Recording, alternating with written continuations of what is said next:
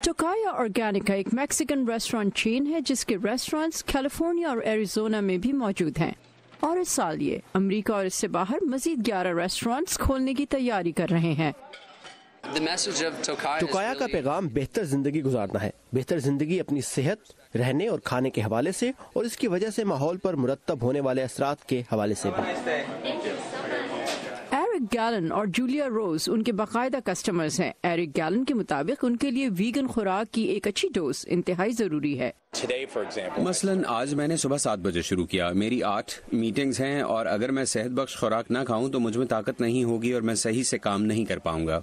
Los Angeles में इस तरह के ग्रोसरी स्टोर्स इसी रुझान की जरूरियात को पूरा कर रहे हैं।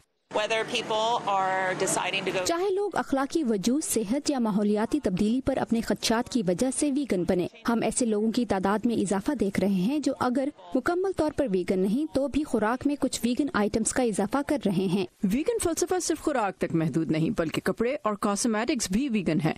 बहुत सी ब्यूटी प्रोडक्ट्स में शहद, मक्खियों के छत्ते का मोम और जानवरों की खलियों में पाई जाने वाली प्रोटीन कैरेटिन का इस्तेमाल होता है। लंदन के हैकनी नामी इलाके में जेम्स फिशर ने विप के नाम से वीगन हेयर सैलून खोला है।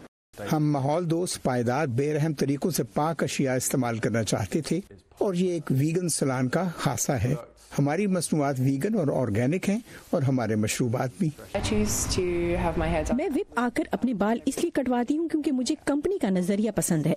मैं अपने पैसे खर्च करते वक्त अपनी इक़दार का ख्याल रखती हूँ और ये मेरे लिए अहम है। अमरीकी इदारे ग्रैंड व्यू रिसर्च के मुताबिक आलमी वीगन कॉस्मेटिक्स मार्केट 12.9% है और ग्लोबल डेटा की रिसर्च के मुताबिक 2017 में 6% अमरीकी सार्फिन खुद को वीगन बताते हैं। इस तादाद में 2014 से 1% इजाफा हुआ है। माया मडालो के साथ Saba Shah Khan, voice of America.